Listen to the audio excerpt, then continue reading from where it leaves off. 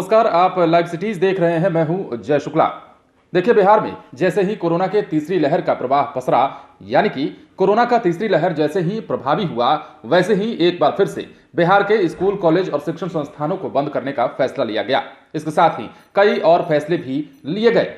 हालांकि कोरोना का अभी पूरी तरह से खात्मा नहीं हुआ है। अभी जो है तीसरी लहर का कहर बरकरार है, लेकिन चूंकि मामले कम हुए हैं, इसको देखते हुए अब सरकार ने स्कूल, कॉलेज को खोलने पर फैसला जल्द लेने का मूड बना लिया है। हालांकि पिछले दिनों शिक्षा मंत्री के बयान से भी आपने समझा होगा कि वो कह रहे थे कि बिहार में स्कूल, कॉलेजों को पूरी तैयारी के साथ खोला जाएगा। ऐसे में शुक्रवार को हुई क्राइसिस मैनेजमेंट की बैठक के बाद एक बड़ा फैसला निकलकर सामने आया है और इस पर यह निर्णय लिया गया है कि बिहार में अब स्कूल, कॉलेज को, शिक्षण संस्थानों को, जितने भी हैं उन सभी को खोल दिया जाएगा। अब ऐसे में यह भी कहा गया है कि एक और भी बैठक संभावित है और इस बैठक के हो जाने के बाद ही यह बताया जाएगा कि बिहार में क्या वाकई 7 तारीख से स्कूल और कॉलेज के साथ सभी शिक्षण संस्थान खुल रहे हैं या फिर कोई और बात होगी। हालांकि ज्यादातर उम्मीद यही जताई जा रही है कि 7 तारीख को जो स्कूल खुलने की खबर है वो सही है और सरकार का भी फैसला इसी तारीख को लेकर आने वाला है। लेकिन अब सरकार ने जो अपना पक्ष रखा है बैठक के बाद, वो भी हम आपको बता रहे हैं। पहले से जो कोरोना प्रोटोकॉल जारी किया गया है उसकी डेडलाइन 6 फरवरी को पूरी हो रही है। इसी दिन सरकार अंतिम फैसला करेगी।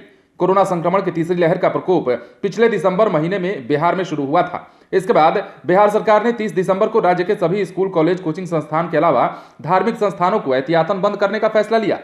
सरकार द्वारा जारी प्रतिबंध है अगले 6 फरवरी तक जारी है।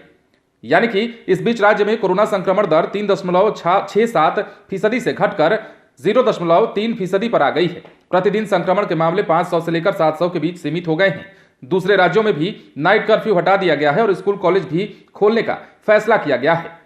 शुक्रवार को मुख्य सचिव आमिर सुबहानी की अध्यक्षता में आपदा प्रबंधन समूह की बैठक में जिलों से कोरोना की मौजूदा रिपोर्ट मांगी गई और जानकारी ली गई।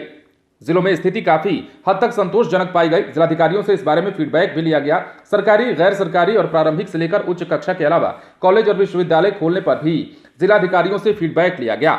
ज्यादातर स्कूल, कॉलेज और कोचिंग संस्थान खोले जाने के पक्ष में दिखे, जिसके बाद ये बैठक के बाद मुख्य सचिव आमिर सुबहानी ने बताया कि तमाम पहलुओं पर विचार विमर्श किया गया है, लेकिन कोई अंतिम निष्कर्ष अभी तक नहीं पहुंचा गया है, किसी अंतिम निष्कर्ष तक।